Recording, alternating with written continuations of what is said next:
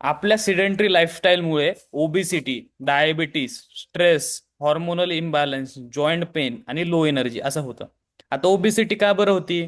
Stress घेतला की कोर्टिझोल नावाचं हॉर्मोन वाढतो आणि त्या हॉर्मोनचं काम आहे बॉडीमध्ये लॉकडाऊन क्रिएट करणं. आता लॉकडाऊन मध्ये आपण काय केलं होतं? आपण जे पण फूड्स असतील, कुठल्याही आवश्यक जीवनावश्यक गोष्टी असतील, त्याला आपण स्टॉक करायचो आणि ज्या नको आहेत त्या गोष्टी आपण घेत नव्हतो. बरोबर? म्हणजे काय, समजा अन्नधान्य आता पिकत नाहीये तर आपण काय केलं, जास्त घेऊन ठेवा. मोदींनी पण सांगितलेलं ना की बाबा अन्नधान्य 2 महिने 6 महिन्यांचं गोळा करून ठेवा. तसंच आपली बॉडी काय करते, जेव्हा आपल्याला स्ट्रेस येतो, आपली झोप नीट नसती, आपल्या खाण्याच्या वेळा नीट नसतात, आपली ऍक्टिव्हिटी नसल्यामुळे बॉडीला वाटतं आपण एका जागेवरतीच बसलोय, मुवमेंट नाही करते, म्हणजे आपण ऑलरेडी स्ट्रेस मध्ये आहे. म्हणजे स्ट्रेस आला की आपण मुवमेंट नाही करत, पण बॉडी काय म्हणते, मुवमेंट नाही करत आहे म्हणजे ह्याला स्ट्रेस आहे. आणि मग बॉडी काय करते, कॉर्टिझॉल रिलीज करते. कॉर्टिझॉल काय करतं, तुमचं मेटाबॉलिक सिस्टम्सला स्लो डाऊन करतं, फॅट जे डिपॉझिट होतं बॉडीमध्ये त्याला वाढवतं.